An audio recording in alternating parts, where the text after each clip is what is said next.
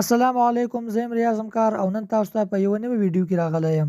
په دې ویډیو کې به زه تاسو ته دروښیم چې موږ څنګه کولی شو چې د خپل فیسبوک آی ډي نوم بدل کړو. ملګرو راځئ چې په ویډیو باندې پیل وکړو. نو د دې لپاره به تاسو خپل فیسبوک را خلاص کړئ او دلته به تاسو په دریو لیکو باندې کلیک وکړئ او دلته به تاسو ښکته راکېږئ او په سیټینګ اف پرایوسي او بیا به تاسو په سیټینګز اپشن باندې کلیک وکړئ او په لومړي سر کې لومړی اپشن موږ ته ښکاري پرسونل اینډ اکاونټ انفارمیشن په همدې به تاسو کلیک وکړئ. دلته به تاسو په نیم باندې کلیک وکړئ. نو دلته ملګرو تاسو په لومړۍ خانه کې خپل نوم ورکړئ او په دریمه خانه کې به تاسو خپل تخلص ورکړئ. او که چیرې ستاسو نوم له دوو برخو څخه جوړ وي نو په لومړۍ خانه کې تاسو د خپل نوم لومړۍ برخه ورکړئ او په دویمه خانه کې تاسو د خپل نوم دوهمه برخه ورکړئ او په دریمه خانه کې تاسو خپل تخلص ورکړئ. لکه څه رقم چې تاسو ته ښکاري چې په لومړۍ خانه کې موږ خپل نوم ورکړ او په دریمه خانه کې موږ خپل تخلص ورکړ او دوهمه خانه مو تشه پرېښودله ځکه چې زموږ نوم له یوې حصې څخه جوړ دی، زموږ نوم له یوې برخې څخه جوړ دی.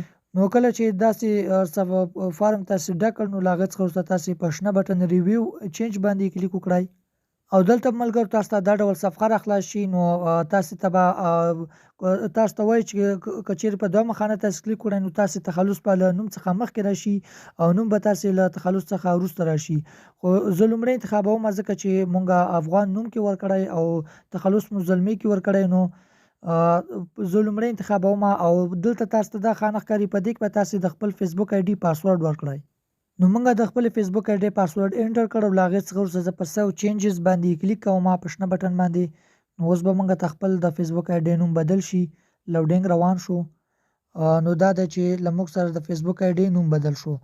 زه راځم او یو ځل خپل پروفایل ته راځم.